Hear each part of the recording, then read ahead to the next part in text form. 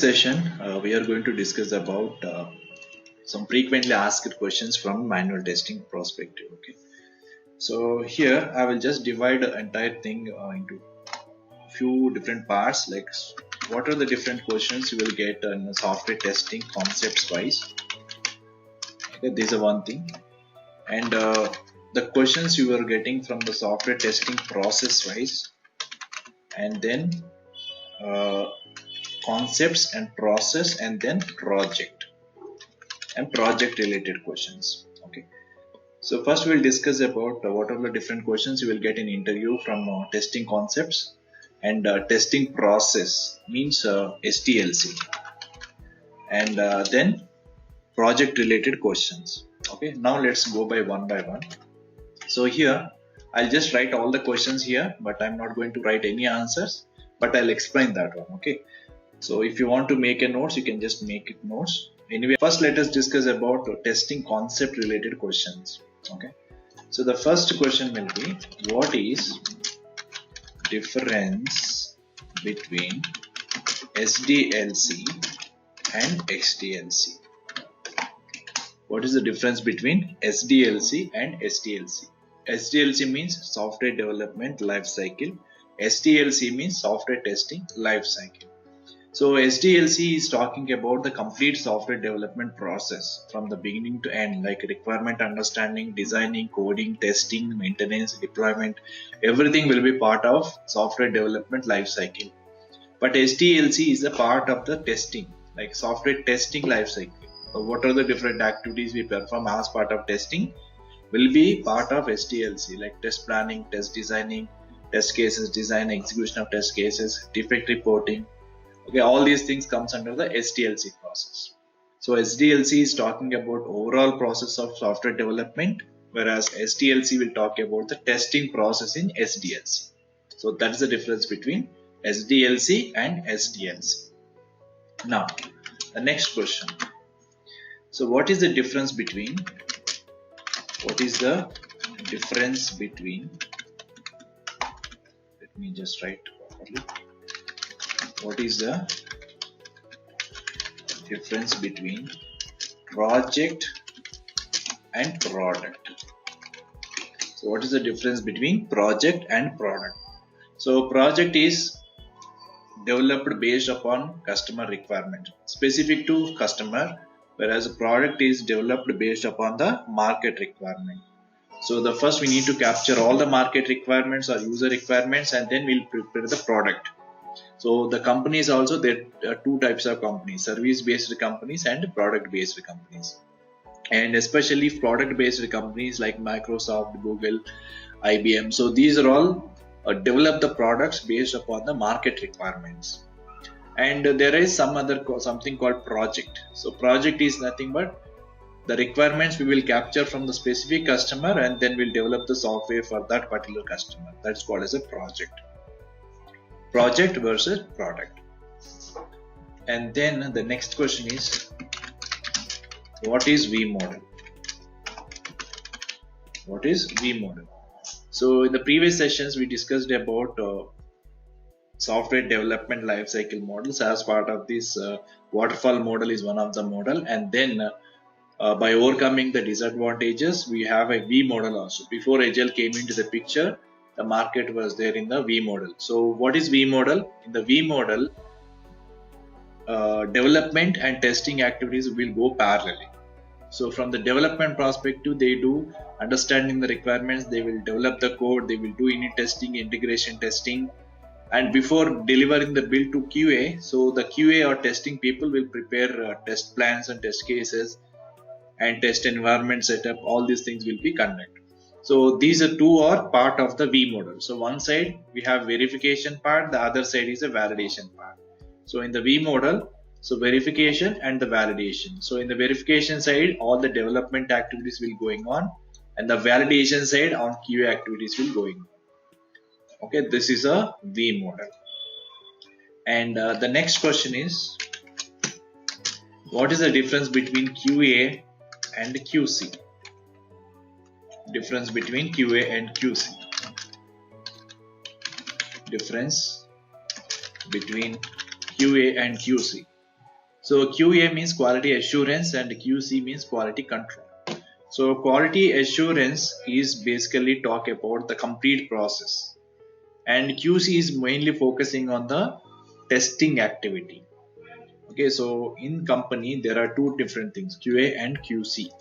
So for example, whenever developing a software, so suppose there is a development is happening. So development is happening, and development will take certain phases like analysis phase and design phase and coding phase and testing phase and then deployment phase. So here QC is nothing but quality control, means it will define the process, the complete process, what process we are going to follow, and this is taking care of all the activities or all the phases. And normally all the management people comes under the QC part. And QA, this is all about QA means quality assurance. So these people are responsible for assurance of the quality of the product at the end. So there is another team called as a QC team. So QC means quality control, and all the testers will comes under the QC, and they will take care of only the testing part. Okay, product testing, so whether the product is meets the customer requirement or not, it is quality or not, it producing the proper quality or not. And QC is for testers, so we test the product actually, but QC is a process related stuff. And QA is for preventing of defects, prevention activity, means we need to make sure in future we should not get any issues. For that we need to define proper process, we need to go with strategy. So that is a prevention process, whereas QC is the detection process. Suppose there are some bugs or defects will be there in the application or software, we need to find out those bugs. That is called as a detection activity. So QA versus QC. So QA is process oriented, QC is testing, and QA is for prevention of defects and QC is for actual testing of the defects. And QA will take care of entire SDLC process, whereas QC will take care about only testing process. Okay, so that's the difference between QA and QC. Now, so the next question is, what is unit testing? What is unit testing and who will perform this testing?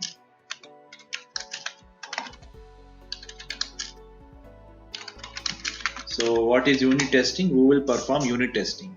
So unit testing is nothing but testing a single program or single component is called as a unit testing.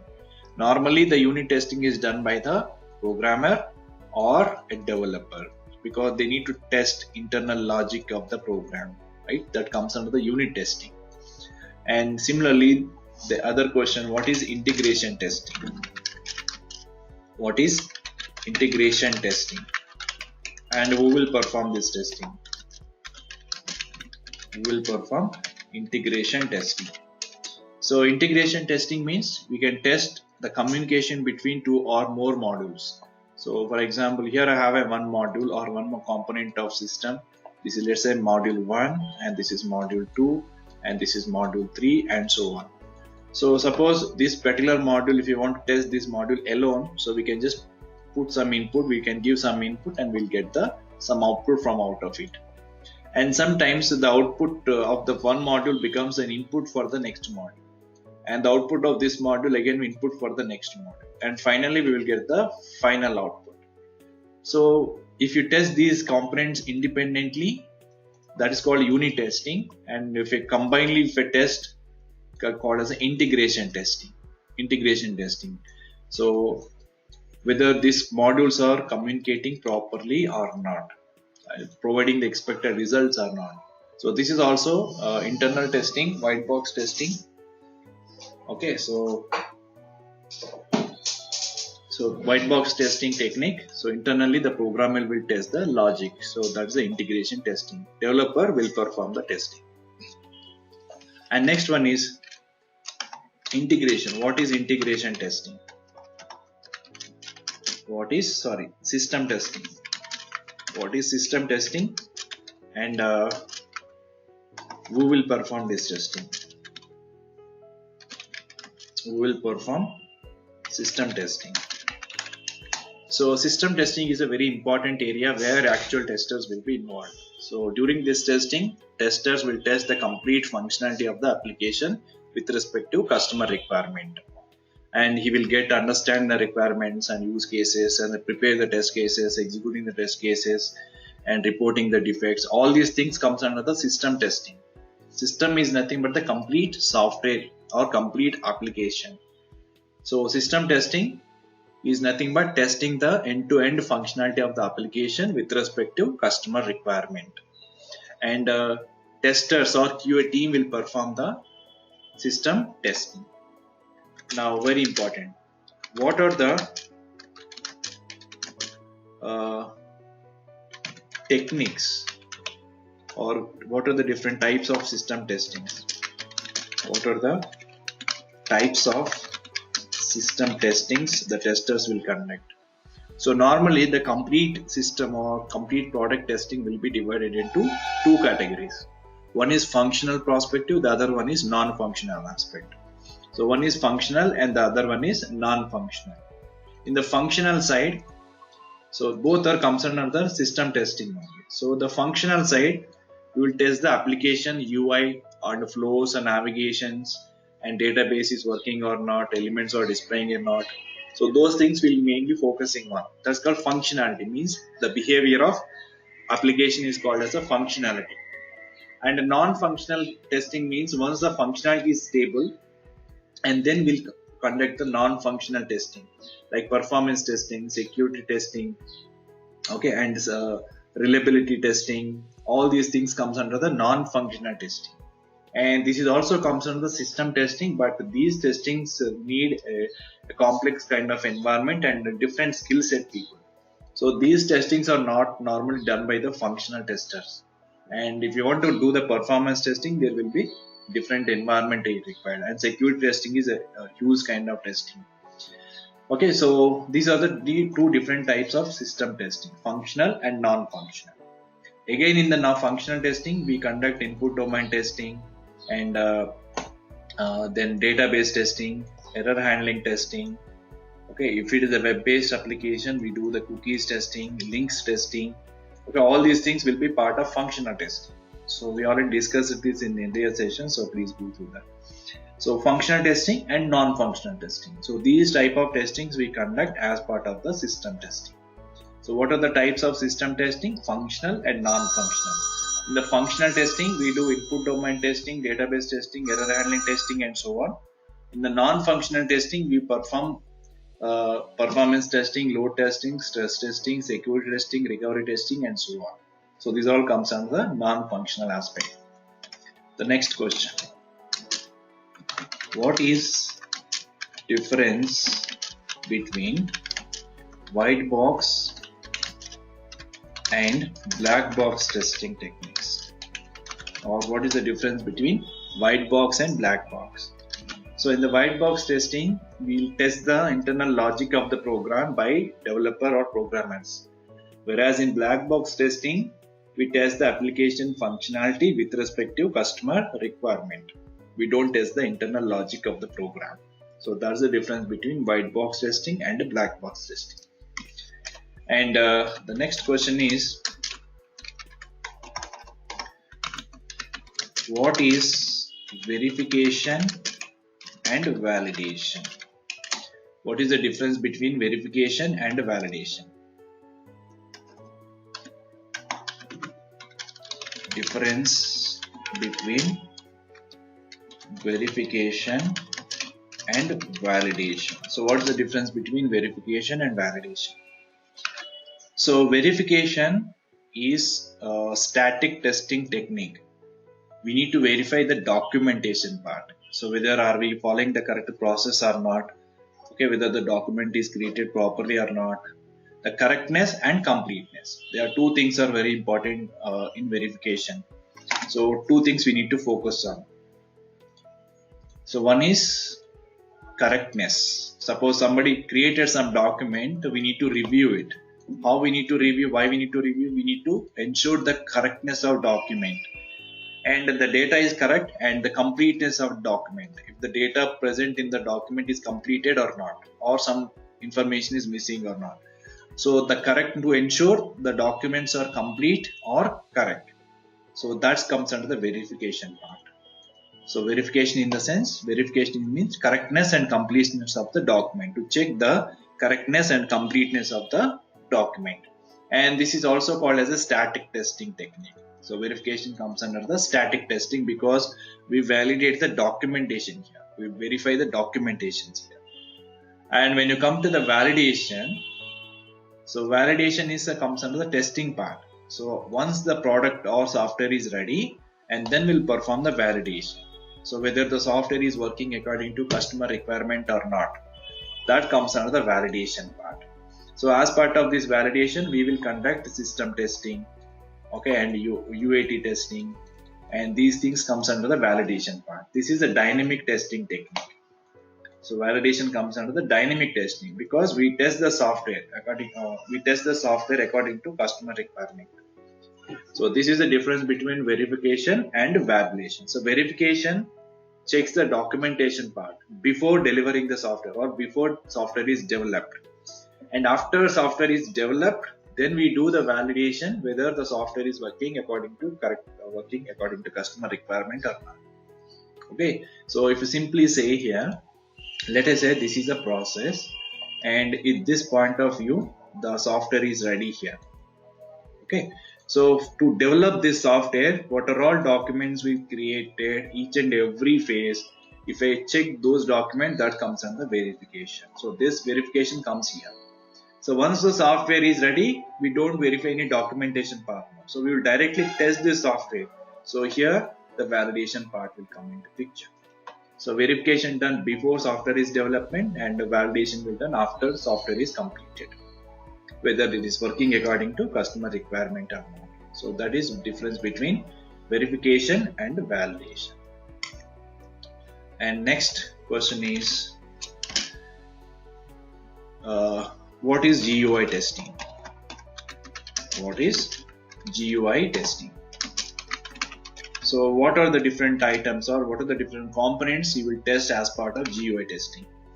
So GUI testing means graphical user interface testing. Graphical user interface means whatever the elements are, text boxes, radio buttons, check boxes, images, links, these are all comes under the graphical user interface. So graphical user interface testing means we need to test the behavior of these elements, whether the font is correct or not. Especially we need to focus on few things like font is correct or not, and spelling mistakes are there or not, and then alignment of the element. Alignment should be properly, and then font size, font color and size both. So font color and size, and spellings of the labels and text, and alignment of the element, all the links properly aligned or not, all the images are properly displayed or not. So especially the main focus of GUI testing is look and feel of the application. So how the application will look and feel of the customer point of view or user point of view. That how much your application is attractive the user. So there we need to more focusing on GUI testing, graphical user interface testing. So testing the application UI is called as a graphical user interface testing. Now the next question is, what is input domain testing? Input domain testing, and what are the techniques you have used? What are the techniques will be used in input domain testing? So what is input domain testing? What are the different techniques will be used in input domain testing? So input domain testing means, so for example, if you have a text box, something like this. So as per the requirement, I have to enter the text box, I have to enter only small case letters A to Z, and range is, let's say, minimum 4, maximum 6 or maximum 8. Okay, so this is a value perspective and this is called length perspective. So based upon this requirement, I need to test this text box, which is allowing the small letters or not, and it is allowing 4 to 8 characters or not. So this is called as input domain testing. Input domain testing, verifying the input boxes with respect to the requirements, is called as input domain testing. And here we use two techniques. One is equivalence class partitioning, the other one is boundary value analysis. So equivalence class partitioning means we need to verify whether what is valid data, what is invalid data. So if you want to test this, what is a valid data here? A to Z is a valid data. Let's say we need to prepare a small table like this. This is a valid and this is a invalid, right? So only A to Z is a valid data, and uppercase letters invalid, 0 to 9 invalid, special symbols invalid, and spaces also invalid. So we need to prepare a small table like this, and based on this we need to test this one. So that is called input domain testing. And there is another technique called as a boundary value analysis.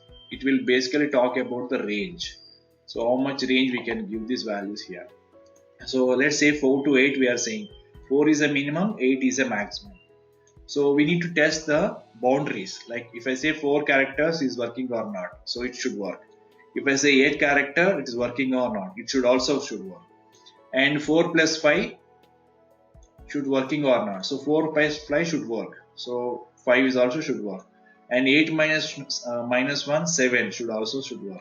And if 5 and 7 works, between all the numbers will work obviously. So if I say 4 minus 1, if I test this 3, minimum minus 1. If it is failed, obviously 2, 1, 0, everything will fail. And if 9 we verify. So if 9 is failed, after that 10, 11, everything will be failed. So instead of testing with all the numbers, all the ranges, we can just only test the boundaries. That's called as a boundary value analysis. ECP and boundary value analysis are input domain testing techniques. Okay. The next question is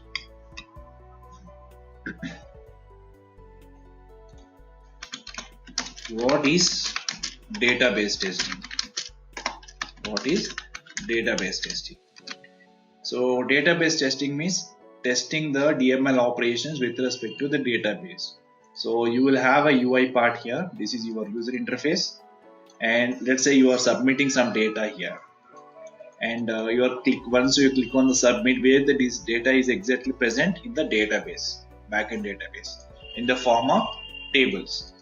Now we need to test this scenario. So sometimes when you submit the data, maybe the network is not properly connected, so maybe the database is down, and because of some reason your data will not be affected in the database.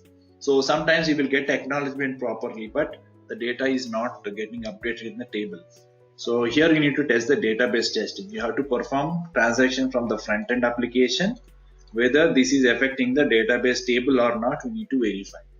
So this is called database testing. So testing the data manipulation language means here we will have a few commands called inserting the data and updating the data and deleting the data, selecting the data. These are all comes under the DML operations, and user is normally perform these operations. So when you perform DML operations from the front end application, we need to verify whether they are affecting the tables or not. So that is all about database testing. Now the next one is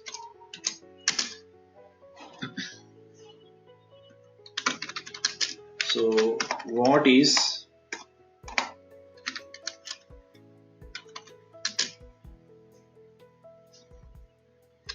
load and stress testing? So what is the difference between load and stress testing? What is difference between load and stress testing? So in the load testing, we'll gradually increase the size and then test the speed of the application. So both are related to speed or comes under performance testing. In the load testing, we'll check the speed of the application while gradually increasing the speed. Let me just give you the scenario. So in the load testing, suppose the customer says 100 people are accessing the application, right? So here what we will do is, in the load testing, we will gradually increase the size. First we'll access application with 10 people, and then suddenly increase to the 20 people, and then 50 people, then 80 people, then finally 100 people. And in all the cases, the application is stable or not. and application is responding in the proper speed or not. So that comes under the load testing. So increasing the load gradually on the system and verify the functionality or verify the speed of the application. But in case of stress testing, what we will do is, so let's say customer saying 100 users. So first we will access with the 10 users, immediately increase to 50 users, immediately again decrease to 20 users, again directly increase to the 90 users, like this. So sometimes we need to make huge request, and sometimes immediately we reduce the request. Again, make it huge request and reduce the request. So in all the cases, our application should be stable. Okay, it should not broken anymore. So this is called as a stress testing. Okay, so load testing and stress testing, and these two are performance testing techniques. And the next important question is related to the test design techniques. Okay, so what are test design techniques used while creating test cases? So what are the test design techniques used while creating the test cases? So we already discussed a few techniques. So what are those techniques we have? So we have boundary value analysis technique, we have equivalence class partitioning technique, we have a decision table technique. Using decision table technique, we have transition diagram. This is also one of the technique. We have error guessing technique. So these are all comes under the techniques to use to perform testing. So test design techniques: BVA, ECP, decision table, state transition diagram, and error guessing. So by using these techniques, we can prepare the test data at the time of creation of test cases. Okay, so you have to tell this. Now they are the test design techniques used while creating the test cases. Now next question. So what is again you will get all the question like what is decision table, what is state transition diagram. So can you give me some examples like this? So just remember this. Okay, you will get question like this. Can you give some example for ECP or BVA or BVA or decision table or transition diagram? Okay, so these are the techniques. So people will ask you some kind of examples. So in the previous sessions I have explained very clearly with some use cases and some examples. So just you need to remember those examples. Okay, at least one example if you remember, you can easily explain this. So equivalence class partitioning, boundary value analysis, and then decision table and state transition diagram. For each and every technique you should remember one example. Okay, because immediately somebody will ask you, so can you draw a decision table? Then means you have to take one scenario and you have to draw the decision table. And similarly, somebody give you one scenario and ask you to create the transition diagram, you should able to create the transition diagram. So please watch my previous recordings, and I have already explained this, and very important question. And the next question is regarding the terminologies, like what is ad hoc testing? What is ad hoc testing? And when to perform ad hoc testing? When to perform ad hoc testing? So ad hoc testing means randomly test that application by knowing the functionality. You already know some functionality. Okay, so you already know the functionality, but you don't have any proper documentation. You are testing our application randomly. So that comes under the ad hoc testing. And when to perform ad hoc testing? Suppose if you have some time, still you have almost completed all the testing, but still you have some time to do, and in that time, so you can just do ad hoc testing to find out the corner scenarios or corner defects in your application. Okay, so in other way, they can ask you question in different way. So they don't tell the name directly, like what is ad hoc testing. They don't ask like this. They will ask you in different way, like for example, if you don't know the function, if you know the functionality but you don't have any documentation and you have some skill sometime, so what kind of testing you will do? So what you will do? So in that case you need to perform ad hoc testing. And you will get one more question like this. So for example, I have to complete my testing 15 days. Let us say I have 20 test cases overall. In the 20 test cases, I have to complete them within 10 days. So 10 days I have to complete all the 20 test cases. So I have reached till 9th day. So in the 9th day, almost I completed 15 test cases. Let's say these are all complex test cases. Let's say a big number. Let's say 100 numbers, 100 test cases. So within the 10 days, I have to complete 100 test cases. So at the day of 9, almost I have done 80 test cases. Still 20 test cases still not completed. And within one day, it is not possible to complete all 20 test cases. So what you should do now? So in these cases, all the 20 test cases, whichever functionality we have, so we on that particular functionality, instead of executing these 20 test cases, we will perform the ad hoc testing here. Because whatever time we have, this time is not enough to complete all 20 test cases. So if you do the ad hoc testing, it will cover almost all the scenarios which are described in 20 test cases. So that we need to have before knowledge. All the 20 test cases, what are the different areas are covered in the 20 test cases. And in ad hoc testing, we will cover all those 20 areas or 20 test cases mostly. But not in detail, but at least very high level we can verify whether they are working fine or not. But that comes under the ad hoc testing. So these are the different ways people will ask you the same question in different ways. And what is ad hoc testing? When to perform ad hoc testing? And then the next question is, what is exploratory testing? When we need to perform exploratory testing? So what is exploratory testing and when to perform exploratory testing?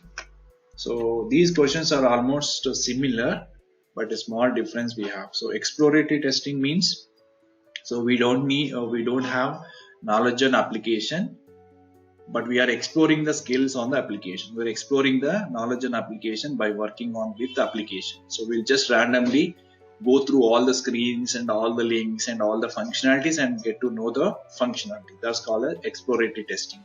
And when we need to perform this exploratory testing, we don't have any documentation, for example, and we don't have any test cases, and build is ready, but at the time we don't have any test cases are written. And those cases, we can do the exploratory testing to explore the functionality, especially for the new joiners. So they do exploratory testing for a few days to understand the product completely. So that's all about exploratory testing. And the one more question is, what is difference between, or what is smoke and sanity testing? What is smoke and sanity testing? So this is also one more question people will ask. What is the difference between smoke and sanity testing? So smoke is at the initial level of testing. So in the smoke testing, mainly focusing on the installation part. So build is properly installed or not, or somewhere it is broken or not. So that's called as smoke testing. And once the build is installed properly, and very basic scenarios we will validate, like login is working or not, like on the UI page all the elements are properly displayed or not, and pages navigation from one page to another page is properly going or not. So very basic test cases we will execute there. That comes under the sanity testing.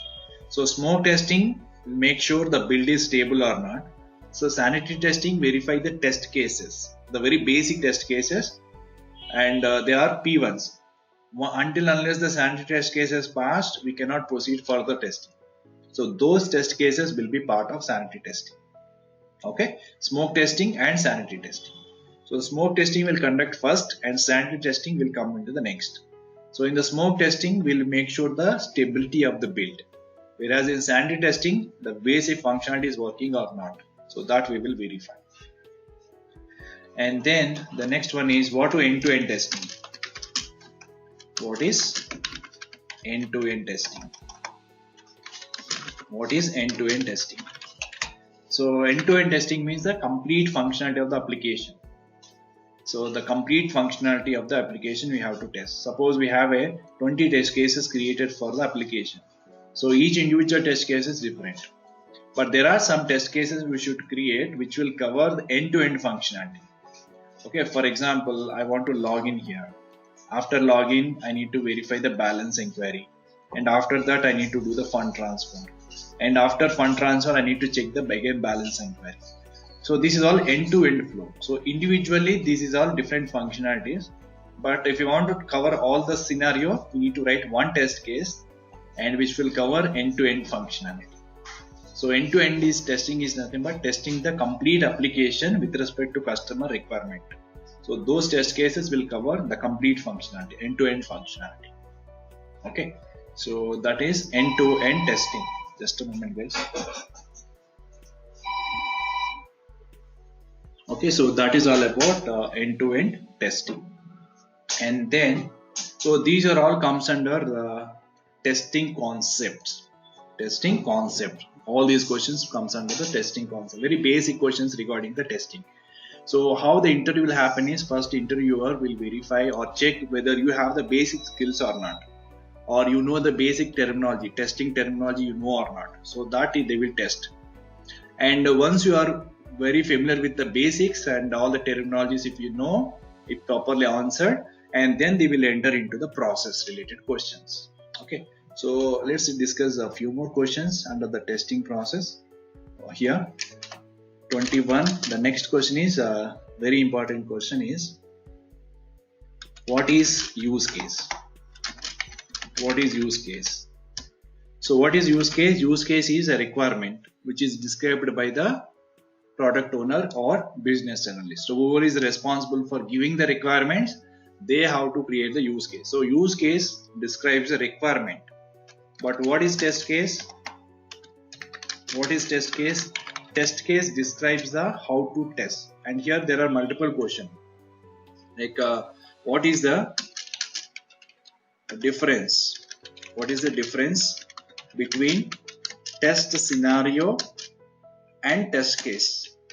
So use case is completely different. It describes the requirement. But what is a test scenario and a test case? Test scenario describes what to test. What are the different areas to be tested? And test case describes the how to test those scenarios. So test scenario will take care of what part, and test case will take care of how part. So how is nothing but in detail step by step process we will write the test cases. So based on the use cases, we will prepare the test scenarios. For those test scenarios, we will prepare the test case. And use case is prepared by the product owner or business analyst. And whoever is responsible for giving the requirement, they will prepare the use case. And test scenarios and test cases are prepared by the test engineer. So that's the difference between use case, test scenario and test case. Okay. And these are all comes under the testing concept related questions. So FAQs on testing concepts. FAQs, they very frequently asked questions. Okay, testing concept, very basic. So once you are familiar with these questions, okay, then move on to the next level of questions.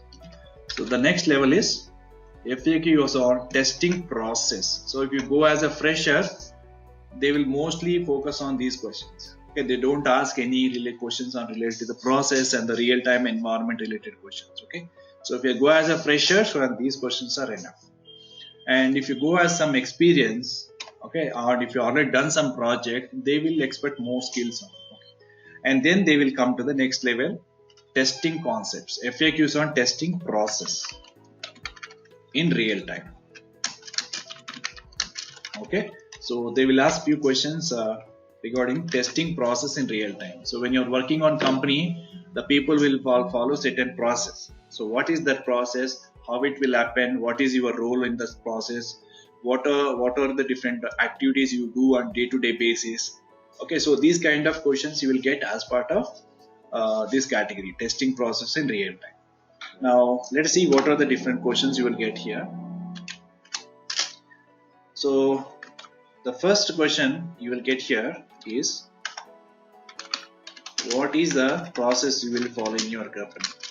What is the testing process followed in your company or in your project?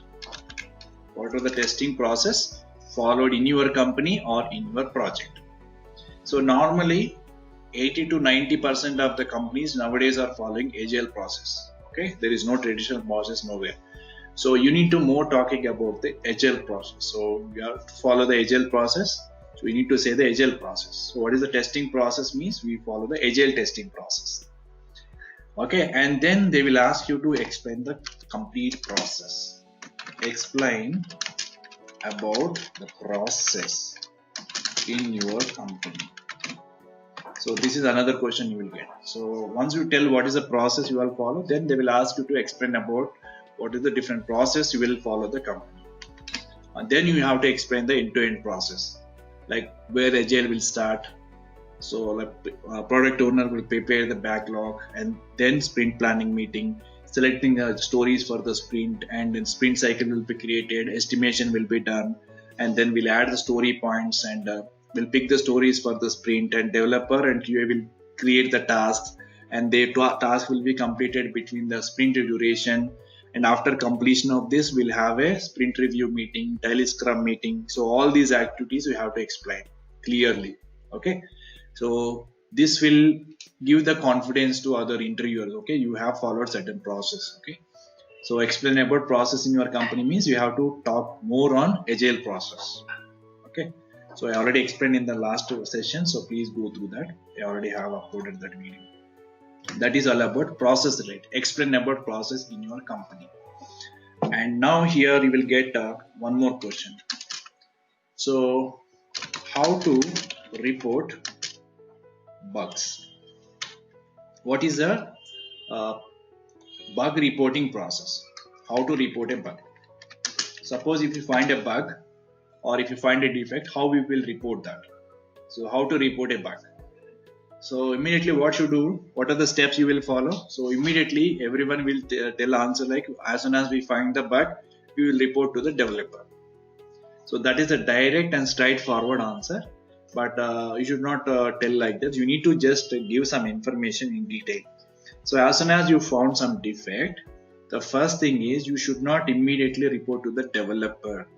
So at least minimum 3 times your defect is able to reproduce in your environment or not. That you need to verify first.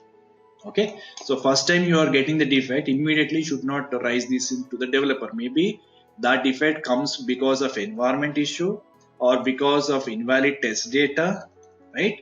And because of actual real issue in the application. There are multiple reasons we have. So that is the reason we need to test at least 3 times, minimum 3 times, at least 2 environments in your system, and if available in some other peer, so you need to verify the same test case in other system, because whether it is related to environment error or not, it will confirm that.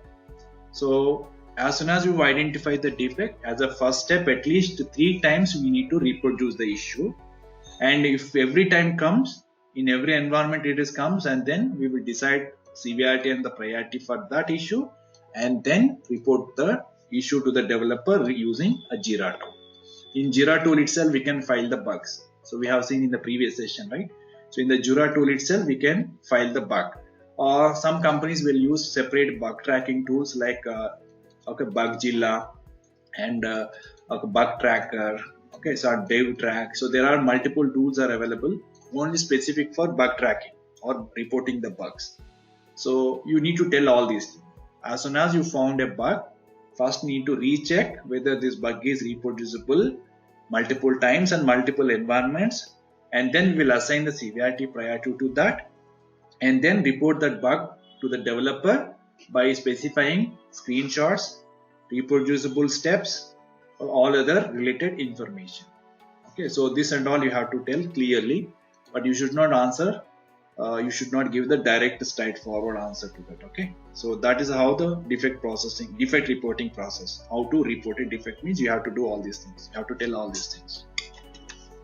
Next question you will get, what is defect life cycle? What is defect life cycle?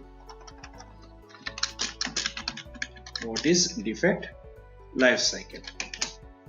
So in the defect life cycle means we have to explain everything. So from the beginning, the defect will be like this. So you can just explain by taking a piece of paper and draw some diagram. So whenever you find the defect, it will be the new status. So when it is, every time it is reproducible, yes, then you will report as a defect. And here the developer will work on the defect, and reproducible, yes, then developer fix this issue. So once he is fixed, we have to perform the regression testing on this or retesting on this. And if the retesting is passed, and then we have to close the bug. And if again retesting is failed, again we need to reopen the defect. We need to reopen the defect, and again we need to report the defect to the developer. Okay, this is a cycle we have to follow. This is called as a defect life cycle or bug life cycle. Okay, so from the beginning to close the bug, how many cycles or how many statuses it will go through, that's called as a defect life cycle. So what is defect life cycle? And next question will get what is priority and severity. So what is priority and severity? So priority means the importance of the defect, whereas severity is the seriousness of the defect, how well the defect will impact the system or impact the functionality. That is basically severity, how seriousness it is. And priority means importance of the defect, how early the defect should fix. So that will be taken care by the priority, whereas severity means how well the application is crashing your, how well the defect is crashing your application. So that is about the severity, seriousness of the defect, importance of the defect.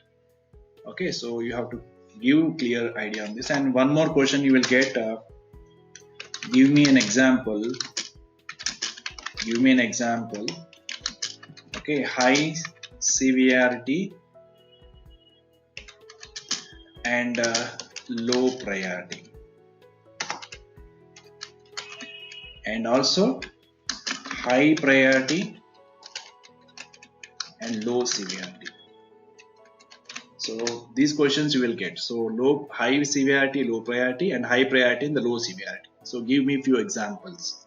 So you should be able to answer this question by giving some examples. So I already given a lot of examples in the previous session in the presentation. So you can just go through that. Just remember one or two examples, and then you can easily answer this question. Okay. So severity and the priorities. And the next question you will get is related to and priorities and test case. So how to write test cases? How to start writing your test cases? So these are all real-time experienced questions. Okay, how to start writing your test cases? So what is your prerequisite? You have to tell everything here. So as soon as we get the requirements, or as soon as you get the stories, and if you are talking about agile process, you should not use these kind of terms. So the requirement, test planning, test designing. Okay, so these terms please try to avoid it. Okay, so in agile process we always talk about story or epic, sprint, okay, scrum master, scrum team. So just use these words. So how to start writing your test cases means as soon as you are getting the stories, and once it is reviewed, and then you will start writing the test cases for those particular story. Okay, and what is the input here for writing the stories, writing the test cases? Stories are the input document, and stories are the input for you. So even in the stories also we have a clear use cases. So based on the use cases, while reading the stories, we can just create the test case. And sometimes the developer will also provide the white screens. White screen means the UI screenshots, some model screenshots. So based on that also we can write our test cases. So once we have write your test cases, we need to review them with your team, and then finally get the approved by product owner. Okay, so that's how to start writing your test cases means you have to tell all these things. And in other words, people will ask the same question in different way. So what are the inputs you will refer while you are creating your test cases? What are the inputs you needed for writing your test cases? So you have to tell user stories and why screens or use cases, So these are all input documents to creating your test cases. How to start writing your test cases means you have to tell all these things. Okay. So these are all process related questions, and sometimes people also ask you the questions like what is your role, what is your role, or we can say what are your responsibilities, what are your responsibilities, or you can, in other words, they can ask what are your day-to-day activities in your project. Okay, you have to tell all the things like what is your roles and day to day or regular basis what you will do. So you will normally write the test cases, and sometimes you will execute your test cases, and sometimes you do retesting and regression testing, and sometimes you will participate in the review meetings, okay, and team meetings.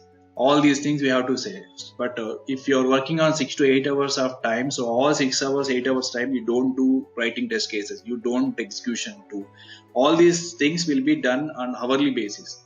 Like suppose if you're working on 6 hours, all 6 hours you don't spend on writing test cases. Like all 6 hours you don't spend to review meeting. So some hours will spend to some time, like almost 6 hours you are, suppose if you count 8 hours, almost 4 to 5 hours will be execution part, and 2 hours will be documentation part, and 1 to 1.5 hour will be attending the meeting and other stuff. So you have to divide your entire day in different tasks. You have to allocate your time to different tasks. Okay, these are the few questions you will get related to the testing process related. What is the process you are following? What is all the stuff? Okay. And then let's move on to the FAQs on project related. FAQs on project related. So what are all different questions you will get on the project?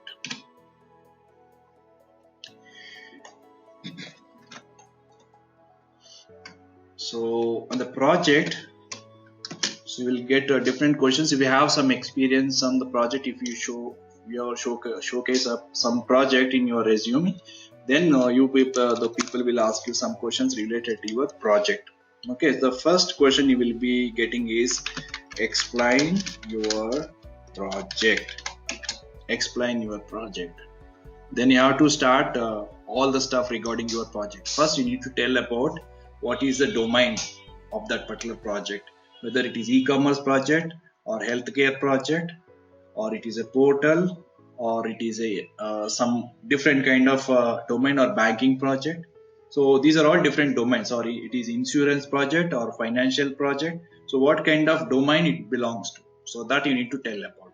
So explain your project means first you need to tell about the domain, what kind of domain it is. And the second thing you have to tell about for which client you have developed this project. For which client you have developed this project. Okay, so this is one more important. The client name also you should tell. So for which client you have developed this project. The client name is important. And the second thing is what are the different technologies you have used in this project. What are the technologies? The technologies in the sense, the developer point of view, if you say, he can say like Java, and web services have something called backend as like MySQL. So they will tell those kind of technologies. And as a testing point of view, along with those technologies, we need to also tell about what are the tools we have used. So for writing the test cases, we have used templates, or we have used Jira tool and specifying the stories. And for Agile process, we have used Jira tool. And for writing test cases, we have used templates. And for bug reporting, again, we have used Jira tool. So all these things we have to tell. Okay. So these are all about the project. First, we need to talk about the domain, and then we need to talk about the client, and then we need to talk about the different technologies used in project. So that is one more important thing. So, and how much team, so how many people are worked in this team, along with you how many other people are worked together. So that also you have to tell. So once you tell these items, and then you need to start explaining your project, like how the flow will be, what is the functionality of your project, what are the different inputs you have to give, and what is the outcome of your project, what are the different functionality you have tested. So all these things you have to explain by taking some paper and pen. You can just draw some pictures, and you can just explain end-to-end flow of your project and whatever areas you have worked, all the functionalities, how you have tested, how many test cases you have written for that. So all these things you have to explain. Okay, so first you need to start with the domain of the project, who is the client you have developed, technologies used in your project, and then team size. So once you have explained this, then you have to start it about the functionality. So explain something, or else talk something about your project. Talk about your project or some functionality. Okay, so that's how we need to give the explanation about your project. And then you will get question like how many test cases have you written, or how many test cases have you written for your project. So how many test cases you have written for your project. So normally that again depends on the size of the project. So for example, let's say let me take the 3 sizes. So for this a small project, let's say it is a small project. Let's say this is a 3 months project, 3 months. And let's say one more project like medium size project. Let us say this is our 6 months project, and large size project. So large project, or suppose it's a product. So let's say 1+ years. Okay, let's categorize 3 different kinds of project. For 3 months project, approximately, if you think about, if you write at least 10 test cases per day, okay, 3 months, every month you just assume that only 15 to 20 days, not more than that. And the leaves and everything you just cut out, or just take it only 15. So 15 into 10, let's say 150 test cases you can write per 1 month. So 150 into 3.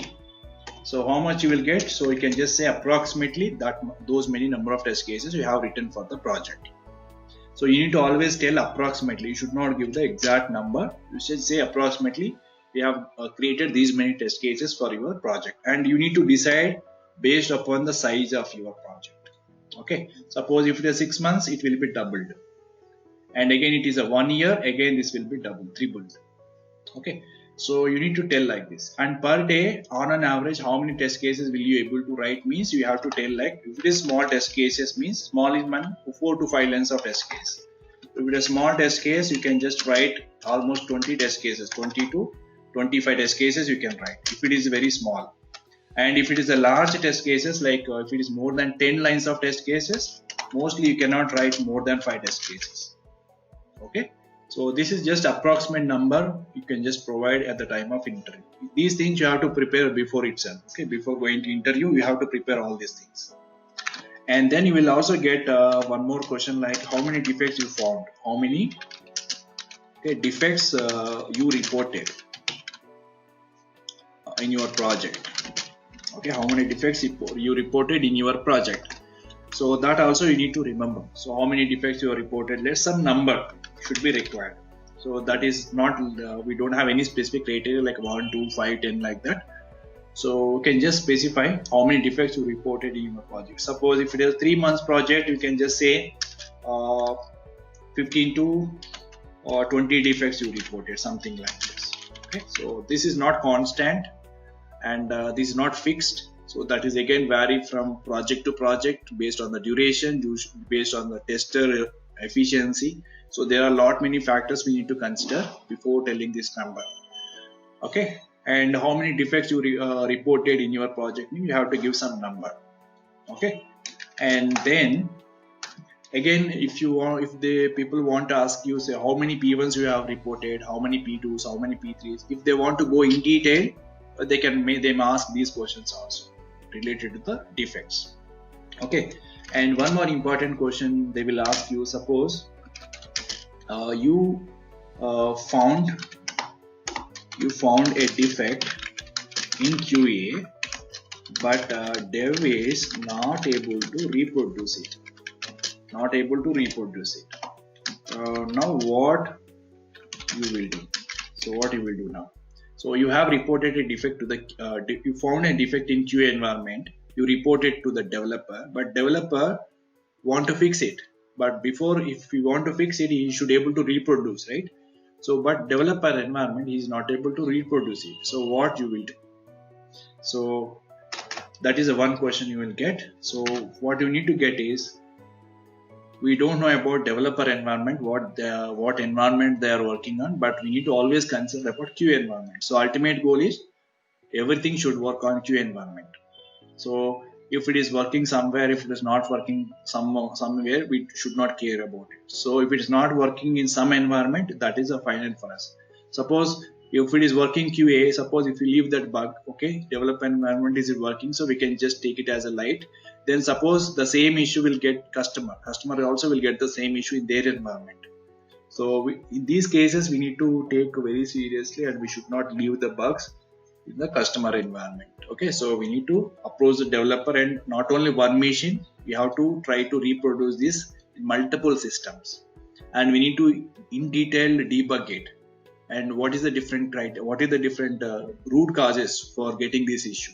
Maybe the environment issue, maybe the data issue, or maybe the some memory issue, or operating system issue, so or browser issue. So we need to always think about in different aspects. Okay, so that's the one question you will get, and the one more question you will get, like you have a reported defect, or you reported a defect to the developer. Okay, but developer is not accepting it. Developer says it's not a defect. It's not a defect, and it is as per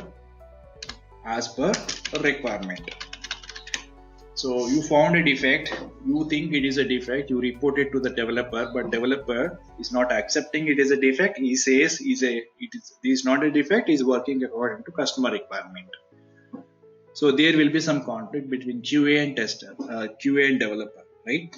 So in these cases, you need to just approach product owner, because he is the guy has to tell what is requirement, what is not requirement exactly, right? Which one is correct and which one is not correct, because he is the guy who has to communicate with the customer and getting the requirements and stories for us. So he has to take the final decision.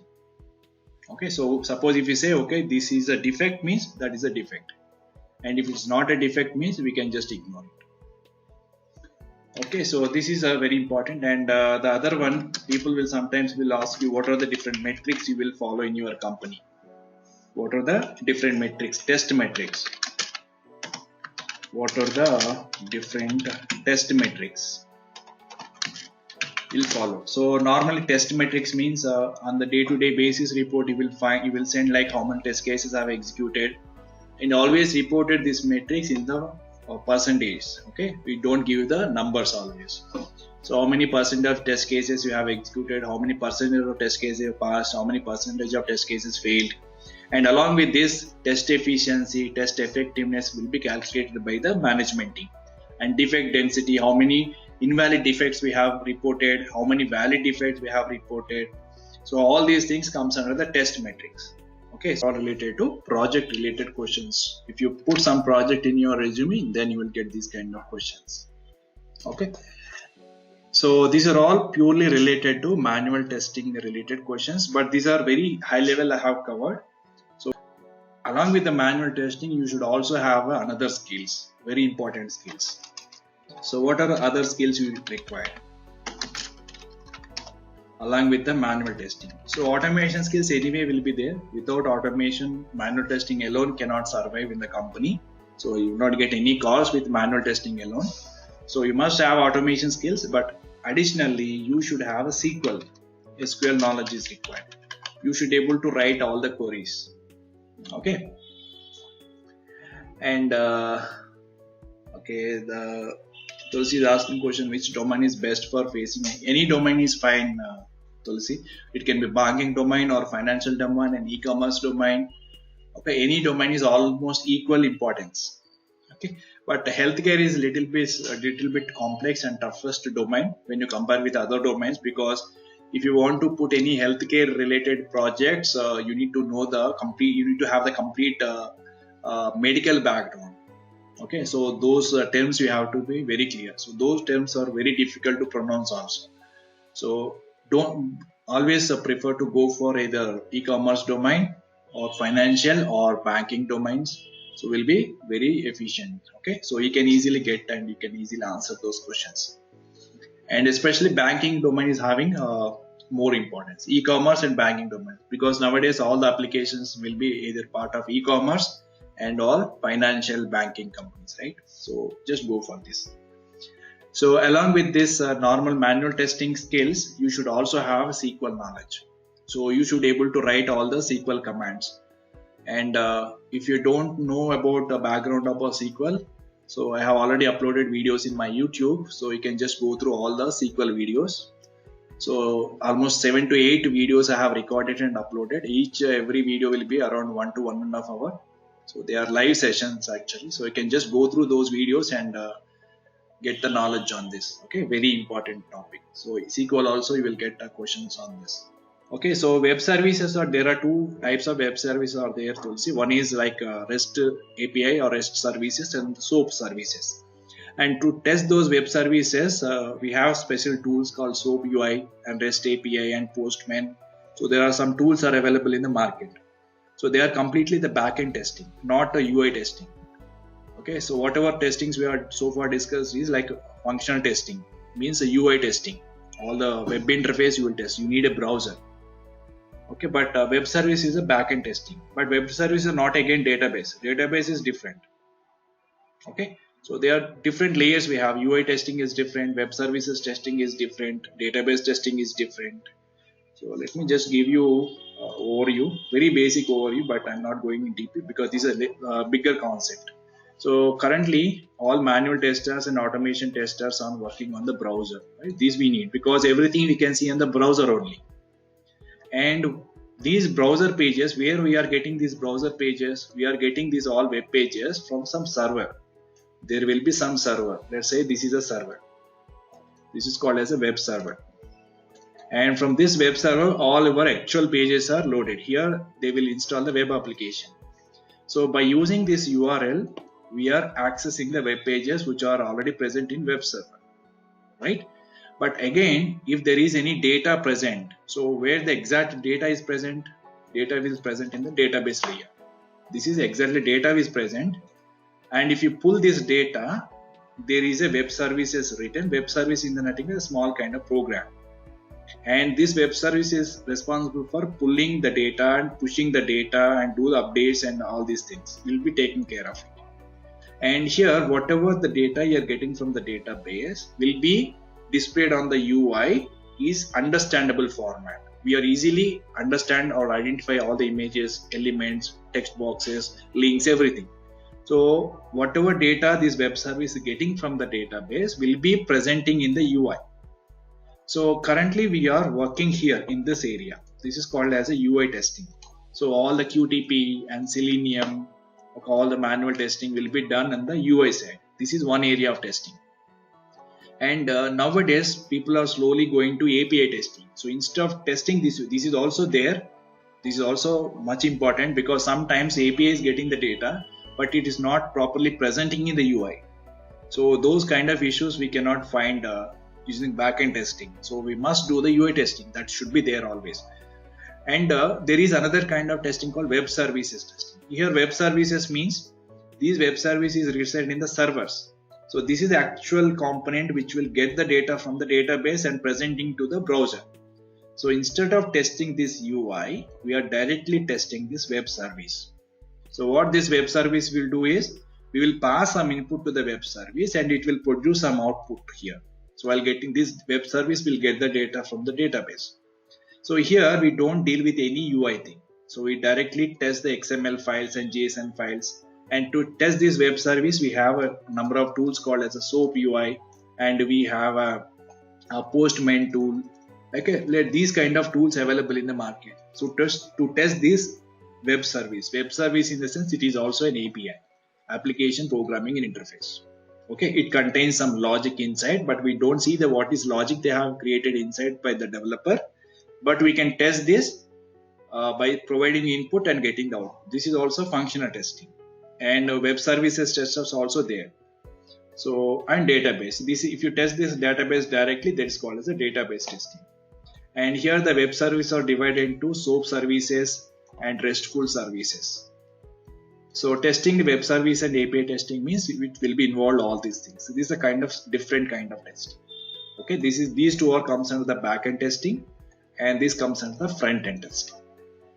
Okay, so to conduct these testing, we have different environments and different tools and different strategy, different kind of test cases, completely different. Okay, so as a tester, you need to have the knowledge on all these things, even though if you're not worked on the specific things, but you should have some knowledge on this. Okay, so first let's start career with this manual testing with automation as a UA automation tester. Okay, and if you want to expand your skills in future, just slowly go to web services or API testing and so on. Okay, so that's how I can just suggest.